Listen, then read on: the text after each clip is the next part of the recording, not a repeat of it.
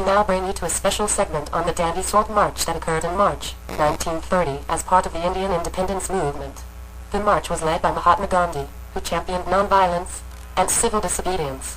Since the early days of its colonial rule in India, the British had imposed a heavy tax on locally produced salt in order to facilitate its import, paying dividends for the British East India Company, while also bringing significant revenue to the British government. Since salt was an item of daily use, Gandhi believed that the tax could be the rallying point for Indians of various classes and religious groups. The march, which involved producing salt along the route without paying the tax, lasted 23 days and covered almost 400 kilometers. This event significantly changed attitudes toward Indian independence and caused many Indians to join the fight for the first time. Gandhi, along with thousands other Indians, was imprisoned, while hundreds more were beaten by British police forces. Although the Salt March did not result in major concessions from the British, the event has had a significant influence on many activists, including Martin Luther, and his quest for civil rights in the 1960s.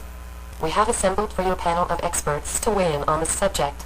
Thank you, Mr. Marx, Mr. Durkheim, and Mr. Weber, for your time. What do you make of this event? Mr. Durkheim. Well, as I have thoroughly argued in my book The Division of Labor, human beings are inherently social, as a species.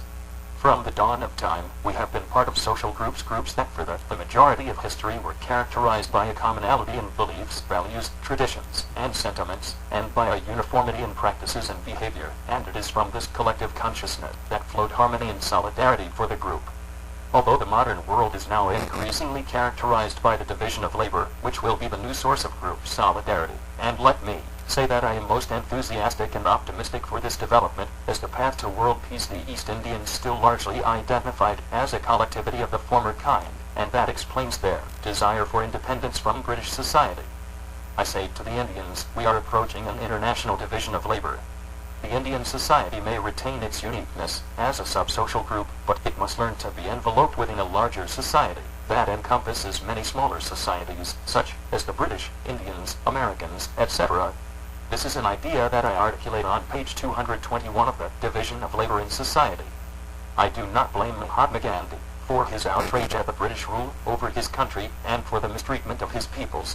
The crux of the matter is not that the British had been in India to integrate the latter into an international division of labor in which distinct regions specialize in their functions and become embedded in a web of interdependence. The Salt March was simply a symptom of an unfortunate pathological state in which there is lack of unity in norms among the different functions. An international agency must rise up to remind the different societies of their common solidarity and to moderate conflicts. The Indians would then no longer need independence. All societies would then be integrated into a healthy and harmonious division of labor.